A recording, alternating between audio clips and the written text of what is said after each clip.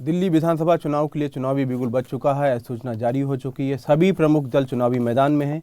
एक तरफ आम आदमी पार्टी है जो चौथी बार सत्ता में आने के लिए पूरी जी जान से लगी हुई है। दूसरी तरफ भाजपा है जो 27 साल बाद फिर से सत्ता में वापसी के लिए आतुर है। उसे लग रहा है अभी नहीं तो कभी नहीं। दूसरी तरफ एक कांग्रेस है जो अपनी अलग रणनीति अपना रही है, उसके अपने दावे हैं। बहरहाल अब देखना ये होगा कि आगे क्या होता है। इस सब के बीच में आम आदमी पार्टी के वरिष्ठ नेता व राज्यसभा सदस्य संजय सिंह जी हमारे साथ में हैं।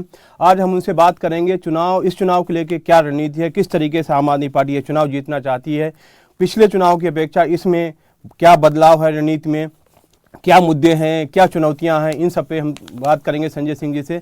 संजय सिंह जी, आपका स्वागत है। इस चुनाव को और आपके दर्शकों को मेरा नमस्कार। हमारे स्टूडियो में आने के लिए आपका स्वागत है। आप से हम चुनाव पे चर्चा कर रहे हैं। इस चुनाव को लेकर क्या रणनीति है जीतने के, किस तरीके से आप अपना रहे हैं जीतने? देखिए, जहां तक आम आदमी पार्टी की रणनीति का सवाल है तो सबसे पहले आम आदमी पार्टी ने अपना चुनाव प्रचार शुरू किया। लगभग 6 महीने पहले हमने अपना चुनाव प्रचार शुरू कर दिया था दिल्ली के अंदर। और आप देख रहे हैं कि आज आम आदमी पार्टी इस रेस में पहले निकल चुकी है आगे, क्योंकि जब ये अपने प्रत्याशी नहीं घोषित कर पाए हैं उस वक्त हमारे सारे प्रत्याशी घोषित हो चुके हैं। डोर टू डोर अभियान चल चुका है। उन डोर टू डोर अभियानों में हमने अपना जो रेवड़ी का कार्यक्रम था, जिसमें हम बता रहे थे लोगों को कि बिजली फ्री दिया, पानी फ्री दिया, शिक्षा फ्री दिया, इलाज फ्री दिया, बुजुर्गों के लिए तीर्थ यात्रा फ्री दिया, माताओं बहनों के लिए बस की यात्रा फ्री की, इतने सारे जनहित के काम किए।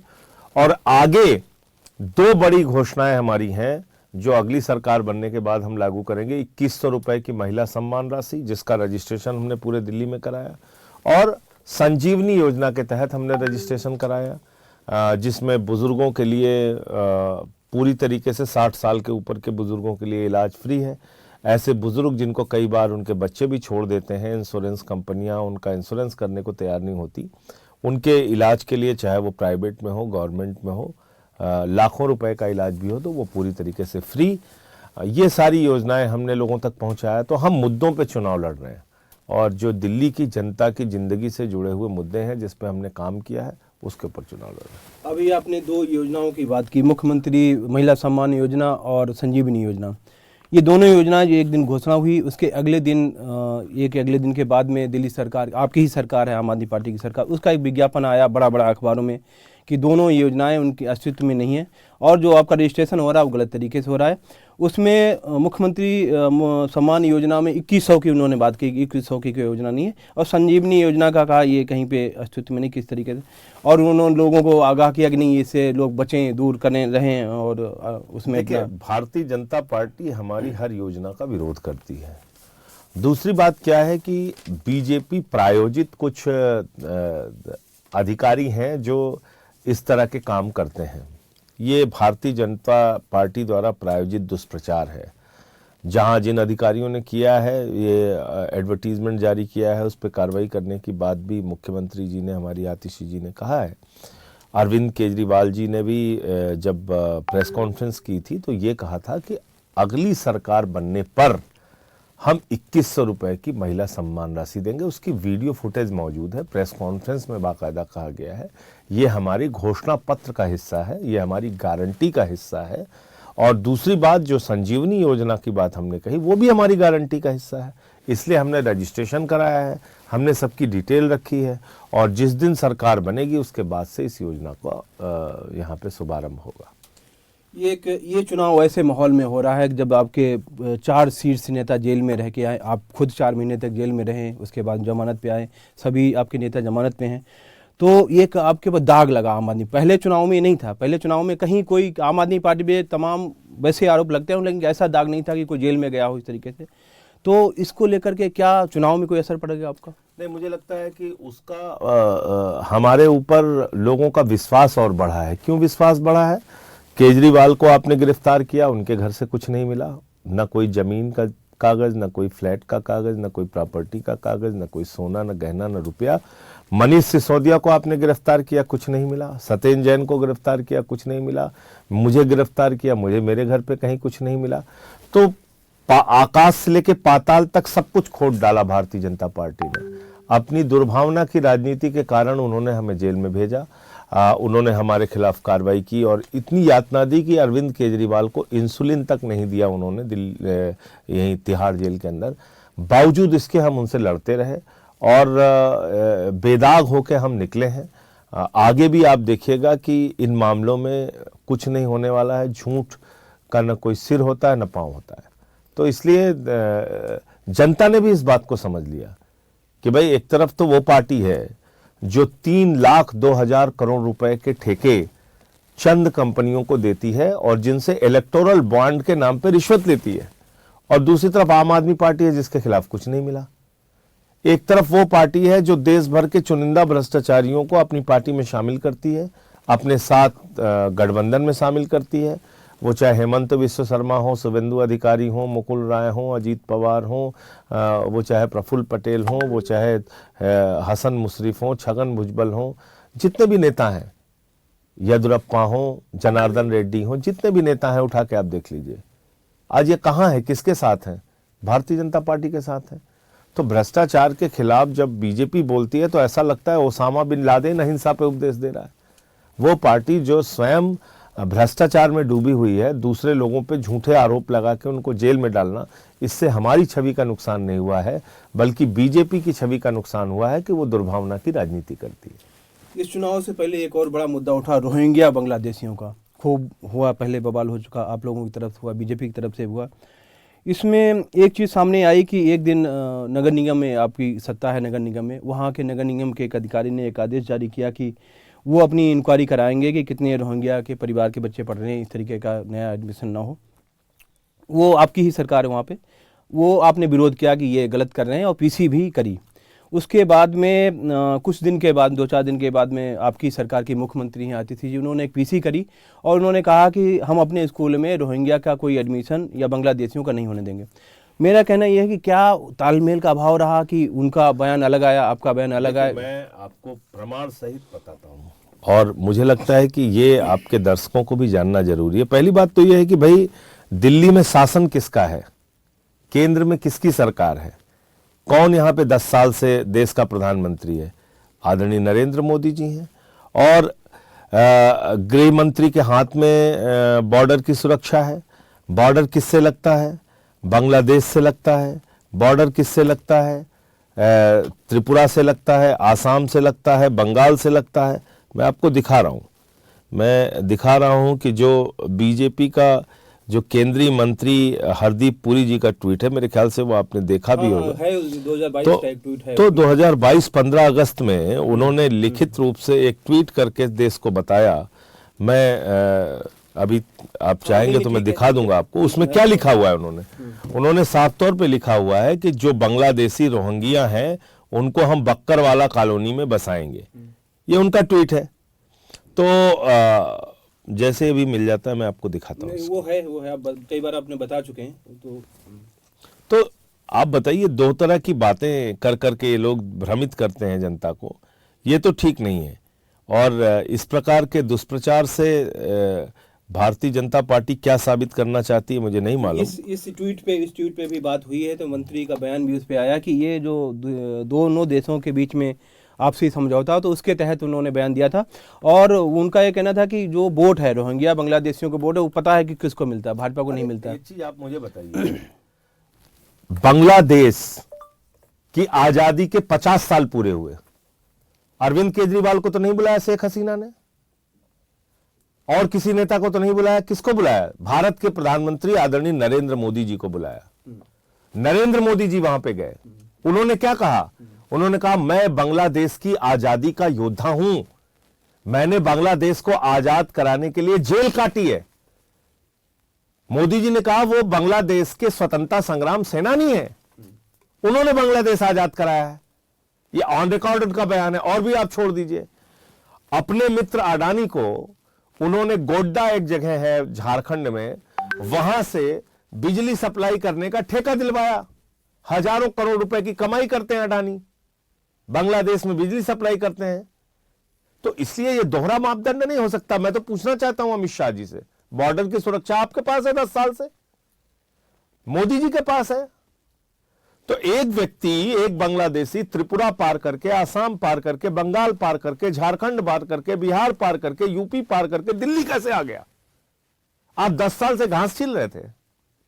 आपकी जिम्मेदारी नहीं बनती थी कि अगर यहां कोई बांग्लादेशी, रोहिंग्या, कोई अवैध नागरिक आ गया तो उसको आप डिपोर्ट कीजिए? चलिए वो भी छोड़ दीजिए, 10 साल में कितने लोगों को डिपोर्ट किया आपने? तो इसलिए चुनावी ड्रामा और नौटंकी करने से कुछ नहीं हासिल होता भाई। अगर हिंदुस्तान की धरती पर कोई भी विदेशी नागरिक मिलेगा, चाहे वो बांग्लादेश का हो, पाकिस्तान का हो, नाइजीरिया का हो, जर्मनी का हो, फ्रांस का हो, तो क्या उसको डिपोर्ट करने की, उसको वापस उसके देश भेजने की जिम्मेदारी मोदी सरकार की है या अरविंद केजरीवाल की है या संजय सिंह की है? उनको तो भेजेंगे स्वयं मोदी जी ना वापस। कितने बांग्लादेशियों को भेजा आप बता दीजिए, कोई आंकड़ा हो? इसी में भाजपा के एक और आरोप इसी मामले में है कि उन्होंने कहा कि ओखला में आपके विधायक ने तमाम बांग्लादेशियों, रोहिंग्या को वहां बसाया और उनको सुविधाएं दी हैं। तो आप उनको पकड़ते, भगाते उनको? झूठ बोलने से थोड़ी काम चलेगा। बसाया तो आपने बक्करवाला ईडब्ल्यूएस कॉलोनी में बसाया, तो खुद हरदीप पुरी जी ने, उन्होंने ट्वीट किया 17 अगस्त 2022 को। उनका ट्वीट है, उनका प्रमाण है। तो इसलिए रोहिंग्या बांग्लादेशी के मामले में अगर कोई भी व्यक्ति जिम्मेदार है तो सीधे सीधे नरेंद्र मोदी, अमित शाह, एस जयशंकर और खुद हरदीप पुरी जी।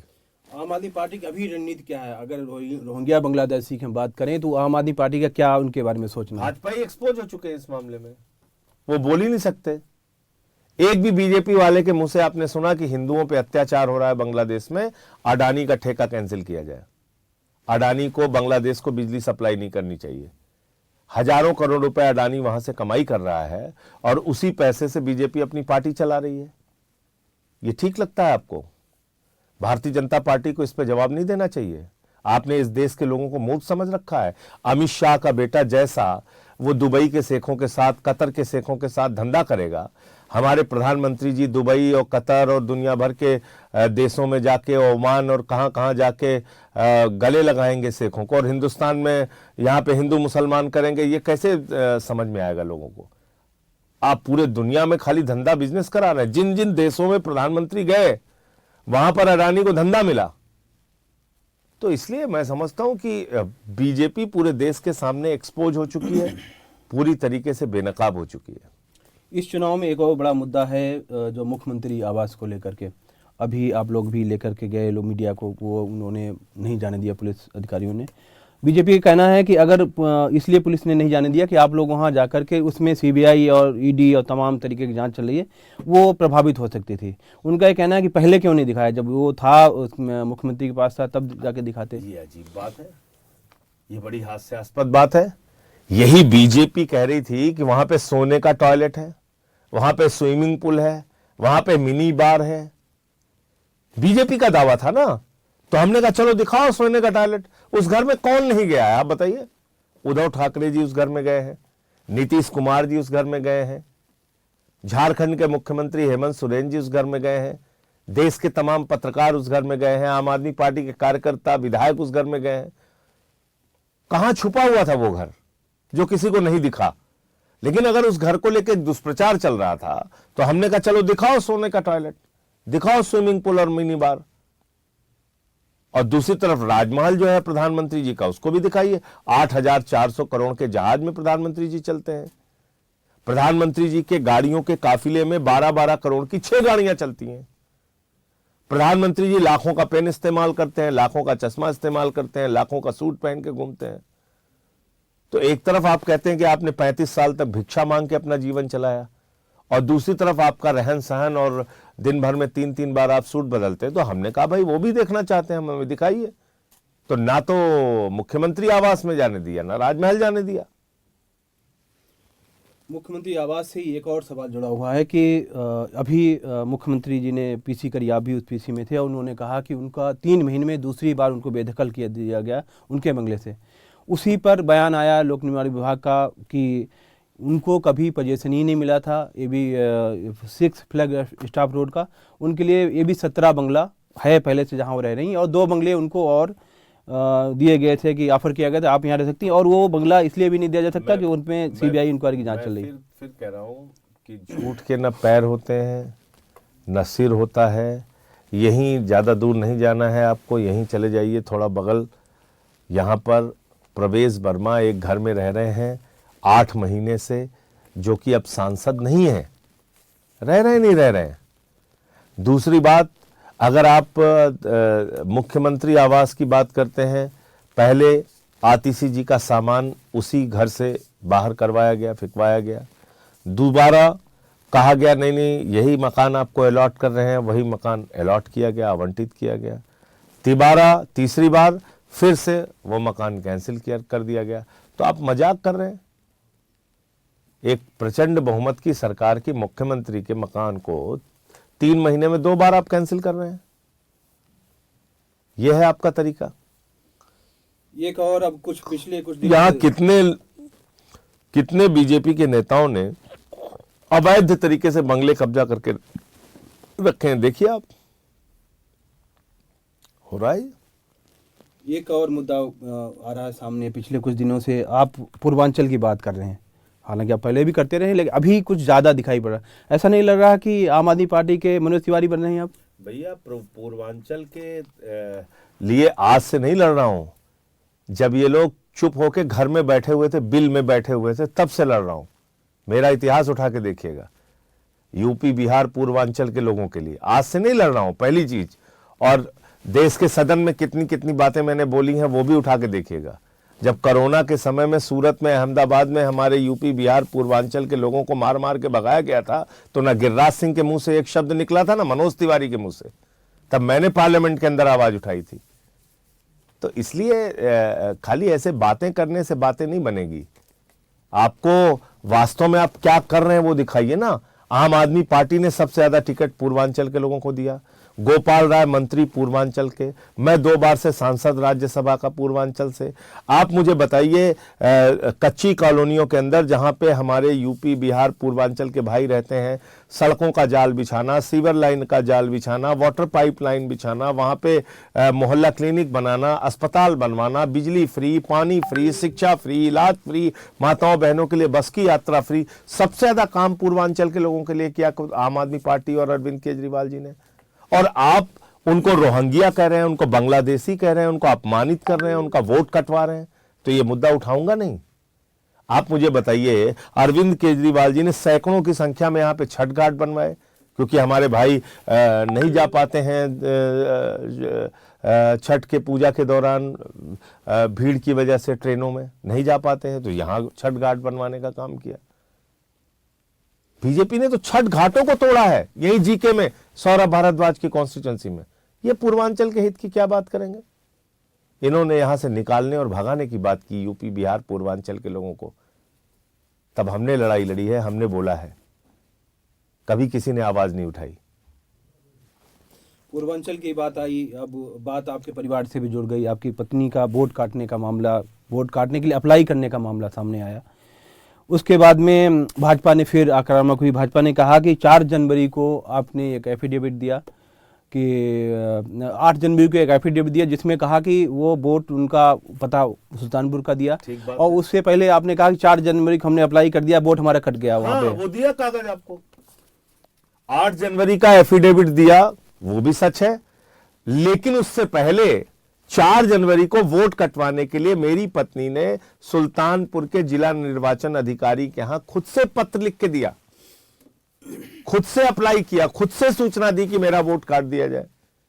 इससे ज्यादा साफ गोई से काम क्या हो सकता है? लेकिन इसीलिए मैं भाजपाइयों को कहता हूं, ये भारतीय झूठा पार्टी है, झूठ बोलने के लिए मास्टर पार्टी है। उनको दिन रात झूठ फैलाना है, उसका तो हम इलाज कर नहीं सकते। इस मामले को लेकर क्या आप कोर्ट में भी गए हैं? कोर्ट में हम मानहानि का मुकदमा किए हुए हैं। अमित मालवीय और मनोज तिवारी के ऊपर हमने अभी लीगल नोटिस भेजी है। 15 दिन का समय होता है, उसमें जवाब नहीं आएगा तो कोर्ट में मुकदमा करेंगे। अभी आज भी आपने वोट काटने वाली बात उस पर पीसी आज करी है, तो ये क्या मामला क्या है इस बार? ये वोट कटने वाला, जुड़ने वाला क्यों मामला ज्यादा उठ रहा है? नहीं, आप मुझे बताइए कि केंद्र सरकार के 2 केंद्रीय मंत्री, उनके घर पे फर्जी वोट बन रहे हैं। बीजेपी के सांसद, उनके घर पे फर्जी वोट बन रहे हैं। बीजेपी के पूर्व सांसद जो गेस्ट एकोमोडेशन पे रहते हैं उनके घर पे फर्जी वोट बन रहे हैं। तो आप मुझे बताइए कि क्या ये उचित है? क्या ऐसा किया जा सकता है? तो ये संजय सिंह जी, इसको फर्जी कैसे कहा जा सकता है? मान लिया वहां पे तो सांसद हाँ, में फर्जी आप भी इसलिए सांसद कहा हैं। जा सकता है, ठीक बात है, आपने सही सवाल पूछा। एक फ्लैट जो 2 बेडरूम का है बीपी हाउस में, लोकसभा के चुनाव में उस पते पे 2 वोट था, अब वहां 22 वोट हो गया। तो 4 महीने में कहां से 20 लोग आ गए? 8 महीने में कहां से 20 लोग आ गए? प्रवेश वर्मा, जिनके पते पे लोकसभा के चुनाव में 4 वोट था, अभी कैसे 33 वोट आ गए? कहां से पैदा हो गए? तो मैंने तो यह आंकड़ा भी सामने रखा ना कि भाई लोकसभा का चुनाव हुआ 8 महीने पहले, उसमें कितने वोट थे इन घरों में, इन पतों पे, इन मंत्रियों के यहां, इन सांसदों के यहां, और अचानक ये वोट क्यों बढ़ गए, कैसे बढ़ गए? तो इसलिए मैं समझता हूं कि ये सीधे सीधे एक चुनावी फ्रॉड है जो भारतीय जनता पार्टी कर रही है, और इस चुनावी फ्रॉड में केंद्रीय मंत्री से लेकर भारतीय जनता पार्टी के तमाम सांसद शामिल हैं। और इस देश के अंदर यह साबित हो रहा है कि चुनाव ये लोग ऐसे ही जीतते हैं, यही फ्रॉड करके। वास्तव में जनता के बीच इनकी लोकप्रियता नहीं है, चुनावी घोटाला करके चुनाव जीतते हैं ये। चुनाव आयोग क्या कहना है कि अगर जो भी आपकी तरफ से आरोप लगाए जाने या कहीं से भी आरोप लगाए जाने, उसकी हम जांच करेंगे और गलत है तो उसको काटेंगे। अभी उसको कैसे कह सकते हैं कि फर्जी है या गलत है? ये तो प्रथम दृष्टया दिख रहा है ना भाई। लोकसभा में उसी घर में 2 वोट है, आज उसी घर में 22 वोट बन रहा है। लोकसभा के चुनाव में उसी घर में 4 वोट है, आज 33 वोट बन रहा है। उसी घर में 5 वोट है, 1 वोट है, 2 वोट है, आज 44 वोट बन रहा है। तो ये तो सीधे सीधे एक छोटी सी दुकान है, वहां पे 24 वोट दिया हुआ है, तो वो कैसे सही माना जाएगा? ये तो प्रथम दृष्टया ही गलत लग रहा है ना। बीजेपी के एक सांसद हैं अलीगढ़ से, उनके घर में 23 वोट है। एक सांसद है आंध्र प्रदेश से, उनके घर में 16 वोट है। एक सांसद है एक्स एमपी है त्रिपुरा से, उनके घर में 15 वोट है। तो ये कैसे हो रहा है? तो हो सकता है रिश्तेदार वगैरह उनके आ गए हों, दिल्ली में आ गए हों, या स्टाफ हो उनके यहाँ पे अचानक आ गए। 15 दिन पहले, 15 दिन पहले अचानक आ गए। चलिए लोकसभा के चुनाव के 1 महीने बाद आ जाते, 2 महीने बाद आते। इतने सारे सांसदों के और इतने सारे मंत्रियों के रिश्तेदार, इनके जानने वाले अचानक 15 दिन पहले टूट पड़े दिल्ली में कि हमको बस अब दिल्ली से प्यार हो गया, अब यहां पे रहना ही रहना है।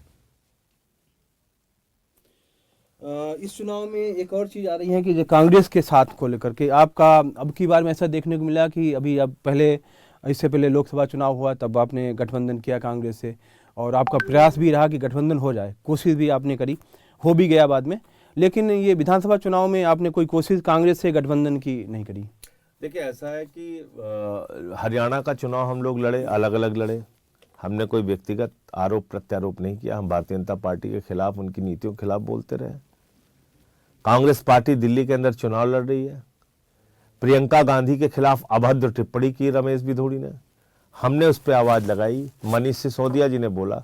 कभी आपने संदीप दीक्षित और अजय माकन जी के मुंह से एक शब्द सुना? रमेश बिधूड़ी के खिलाफ एक लाइन उन्होंने बोली? तो ये बताता है कि भारतीय जनता पार्टी से इन लोगों के कितने गहरे रिश्ते हैं। तो ये बात कही हमने। नहीं, एक बात और थी कि इससे पहले वो अभी आपने नहीं कही कि क्या हुआ कि जैसे ही ये बात आई कि आम आदमी पार्टी, भाजपा और कांग्रेस की कुछ बीच में चला, तो वो आपने पीसी करी और कहा, उस दिन क्या था कि कांग्रेस के वरिष्ठ नेता अजय माकन ने अरविंद केजरीवाल को देशद्रोही बोला था। आपने पीसी करी और कहा कि 24 घंटे में अल्टीमेटम देते हैं, नहीं तो जो है हम अपना जो भी है अपना गठबंधन नहीं रहेंगे या जो भी चीजें नहीं। लेकिन बाद में अब चुप हो गए, कोई बोले में नहीं रहेंगे, हमने ये नहीं कहा। हमने कहा कि कांग्रेस से रिश्तों के बारे में बाकी जो दल हैं उनको विचार करना पड़ेगा कि अगर अपने ही गठबंधन के साथियों को या उनके नेताओं को कांग्रेस के लोग अपमानित करेंगे, देशद्रोही कहेंगे, एंटी नेशनल कहेंगे, तो ये ठीक नहीं है। इसमें क्या गलत कहा? नहीं, फिर आप चुप हो गए, कुछ बोल ही नहीं रहे उसके बाद में। उसके बाद हर चीज को मीडिया में बोलना जरूरी नहीं है। हो सकता है हम अपने स्तर से प्रयास कर रहे हैं, बातचीत कर रहे हैं एक एक नेता से। उसके बाद में आप चुप हैं, लेकिन फिर अजय माकन ने हमला किया उन्होंने कहा कि हम अगले दिन एक दिन उनका आया, इंप्रेशन मीडिया में आया कि अगले दिन हम 11 बजे बताएंगे कि हाँ, फिर वो कैसे पीछे हट गए।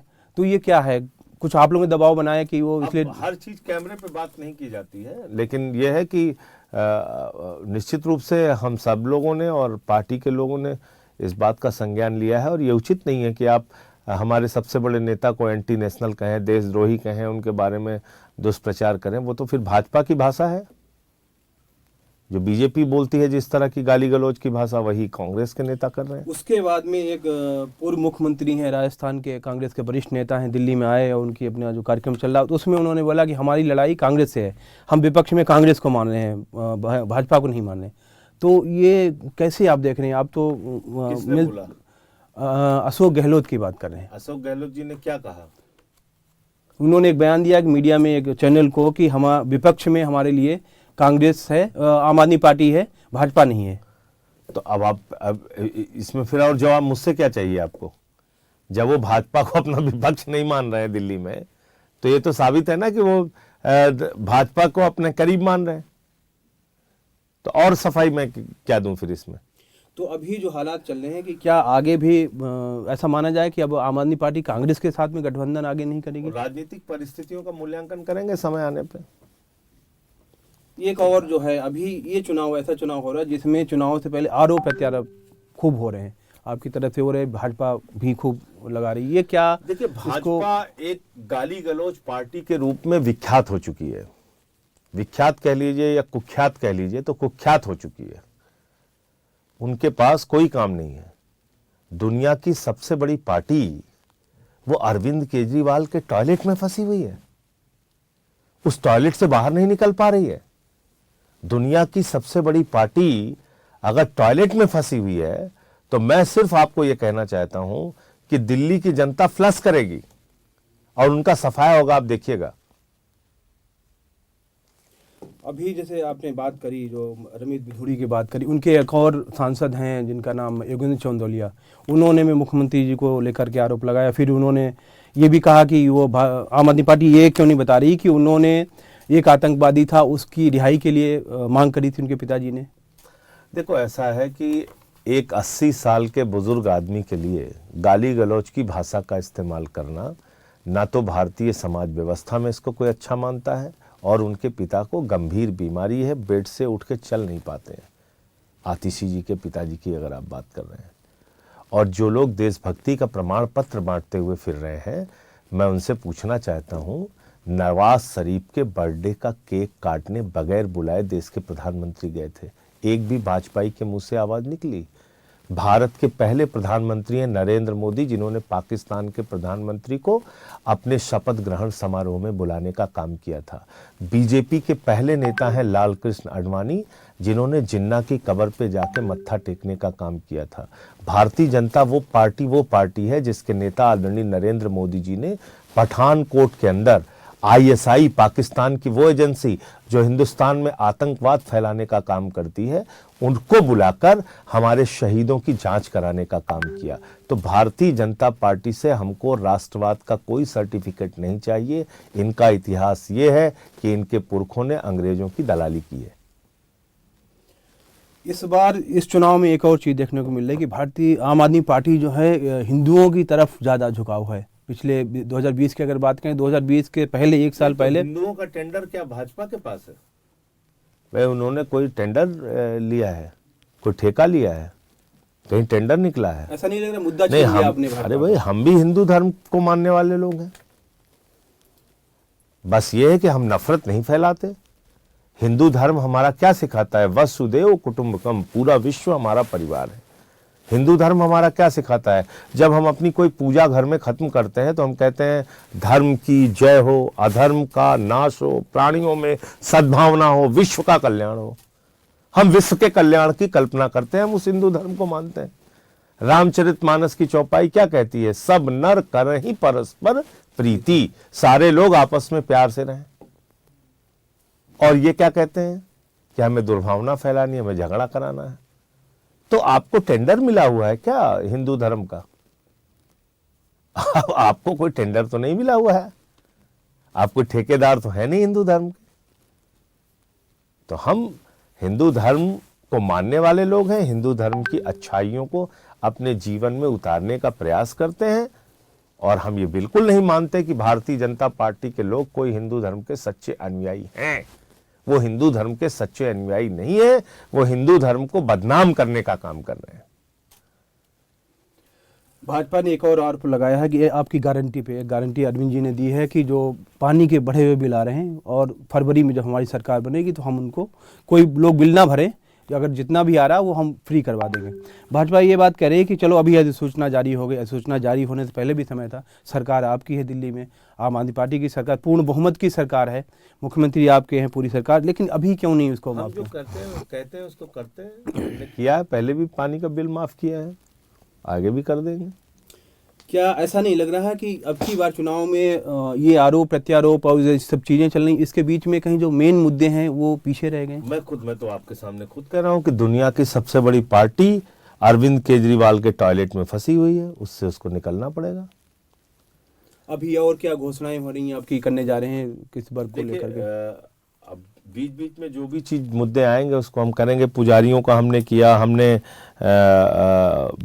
ये संजीवनी योजना की घोषणा की, महिला सम्मान राशि की घोषणा की, अनुसूचित जाति के बच्चों को पढ़ाने की, विदेश में खर्च उठाने की घोषणा की। तो ये तमाम चीजें हमने की। तो ये थे संजय सिंह जी, और इन्होंने बताया कि कैसे इनका अपना चुनाव प्रचार आगे बढ़ रहा है, क्या तैयारियां हैं, किस तरीके से चुनाव लड़ा जा रहा है, किस तरीके से आम आदमी पार्टी चुनाव जीतने के लिए अपनी जी तो और मेहनत कर रही है। तो संजय सिंह जी बहुत बहुत धन्यवाद आपका हमारे स्टूडियो में आने के। धन्यवाद, नमस्कार।